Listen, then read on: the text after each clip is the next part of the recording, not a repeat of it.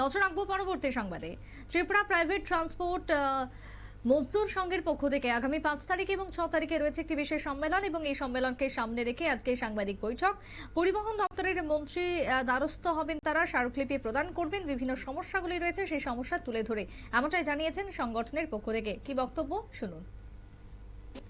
আপনার মাধ্যমে কিছুদিন আগে আমরা একটা কাস্টমাইজ করেছিলাম ভারতীয় প্রাইভেট ট্রান্সপোর্ট ত্রিপুরা প্রদেশে নতুন কনফারেন্স হতে যাচ্ছে, তৃতীয় ত্রিবার্ষিক কনফারেন্স হবে। তো সেই কনফারেন্সকে সামনে রেখে আজকে এই দশম কার্যক্রমী বৈঠক করা হয় এবং বৈঠকের মধ্যে আমাদের এখানে আপনারা শুনলেন বক্তব্য সংশ্লিষ্টের। ইতিমধ্যেই 5 এবং 6 জানুয়ারি ভারতীয় প্রাইভেট মজদুর সংঘের পক্ষ থেকে রাজ্য সম্মেলন অনুষ্ঠিত হবে। তার আগে সমস্যাগুলো তুলে ধরে রাজ্য সরকারের কাছে, ট্রান্সপোর্ট বা পরিবহন দপ্তরের কাছে তারা দাবি সনদ পেশ করবেন, একটি স্মারকলিপি দেবেন, এমনটাই জানাচ্ছেন সংগঠনের পক্ষ থেকে। ছোট্ট বিরতির পর ফিরে আসবো, সঙ্গে থাকুন।